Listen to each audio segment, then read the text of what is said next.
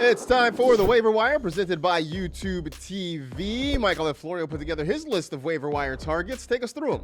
Same two quarterbacks we told you to pick up last week, Brock Purdy and Sam Howell. Kenneth Gainwell, who looks like the clear RB1 for Philly. Kyron Williams, we spoke about the Rams. Gus Edwards and Justice Hill, we spoke about the Ravens. Tyler Algier, we spoke about. And Joshua Kelly, who had a standalone role despite Austin Eckler going off as well. And then some pass catchers. Puka Ngata. Look, everyone and their mother is going to tell you they were in on Puka Ngata now. There's receipts to see who actually was. Nico Collins had 10 targets yesterday. Jacoby Myers, we spoke about. Kendrick Bourne, we spoke about. Rasheed Shaheed had a big game. Robert Woods had double-digit targets. Rasheed Rice. And then Sam Laporta, I don't know why he's not more rostered than he is. Hunter Henry played really well. And someone I know you like, Marcus, Luke Musgrave. He was impressive in his first NFL game as well. Very so impressive. Tight end. Yeah, I know a lot of people like Luke Musgrave. I will admit I was sort of late to the party on that one, but I'm starting to come around and be a bit of a believer in Luke Musgrave. By the way, if you want more waiver wire options, you can check out Matt Okada's weekly column, NFL.com/waiver wire. At some point, we're going to try to get Okada on the show to come in and talk about some of his waiver wire picks. Let's look at the guy, though. Who is your top waiver wire target? If you could only target one guy, who's it going to be this week? There's two, and you got the other one. Right. So Kenneth Gainwell to me, because running backs are – if you can find the lead running back for Jalen Hurts in the Philadelphia Eagles system, there's league-winning upside there, and that's exactly what Kenneth Gainwell was in Week 1. He played 62% of the snaps, had 14 of the 16 running back carries, and 4 targets. And I know some people are like, they were saving DeAndre Swift for the short week. Why would they do that in Week 1? I think you're just wish casting there. DeAndre Swift turned 3 opportunities into 3 yards. Rashad Penny was a healthy scratch. Kenneth Gainwell, I know we didn't want to believe it in the preseason, but there was talks that he would be the lead runner for Philly. And again, this is arguably the best rushing attack in football. If you could get the lead guy there, I think that could be a season-changing pickup. Very much could be a season-changing pickup. Gainwell should be on rosters. I think we're going to take a couple weeks to kind of figure out how things sort of shake out here. But you mentioned Puka. Everybody loves Puka. Puka shells all around. Puka Ngata, that huge game in his rookie debut for the Rams. 10 catches, 119 yards. And it looks like he is the number 1 target in this offense as long as Cooper Kupp is gone. Now, Kupp hopefully comes back in a few weeks. We will see. I know he's on IR, so out for at least the first 4 games.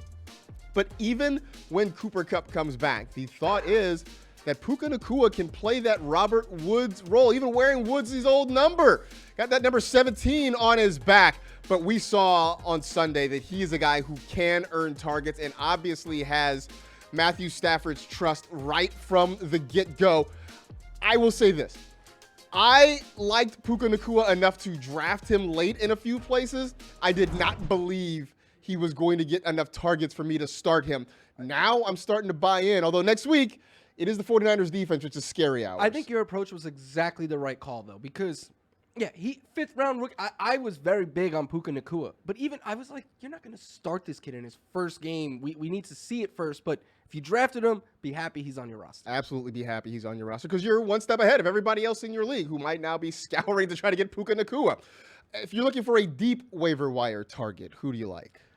I'm going to channel my inner Patrick Claybon here Okay. when I tell you Rasheed Shaheed. There it is.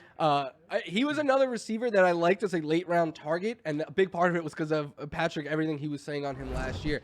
Basically, when Rasheed Shaheed got a chance last year, he won downfield and scored a touchdown. And 6 targets, 5 catches, 89 yards, a touchdown. They let him get involved in the running game a little bit. He is very, very explosive, and I know Michael Thomas played really well yesterday. If Michael Thomas gets hurt, we're talking about Shaheed being the number 2 target or wide receiver target for Derek Carr and the Saints. And when you're that explosive and you could get consistent volume, you're going to have a lot more boom weeks than bust weeks. So Shaheed is someone I want on my roster. I need him to not be wearing number 22 because that's confusing as hell. That's all I know.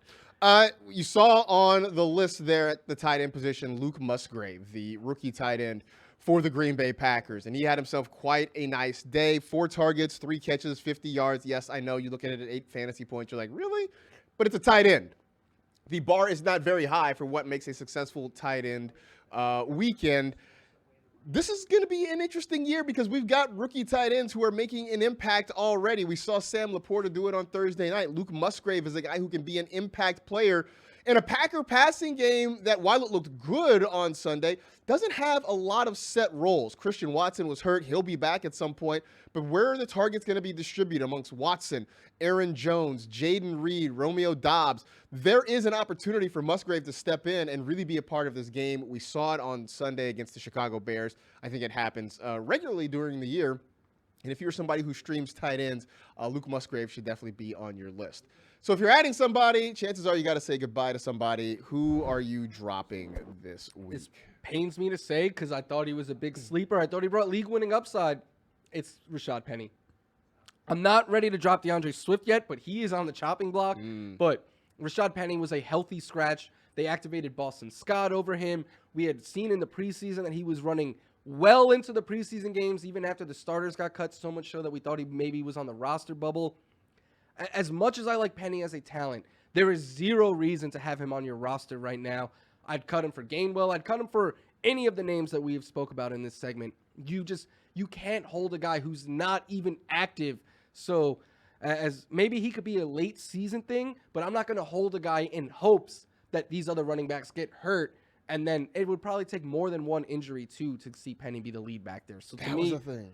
got to get rid of him. Seeing him as a healthy scratch really changed how I feel about this Eagles backfield. He was like an 8th-round pick in some drafts.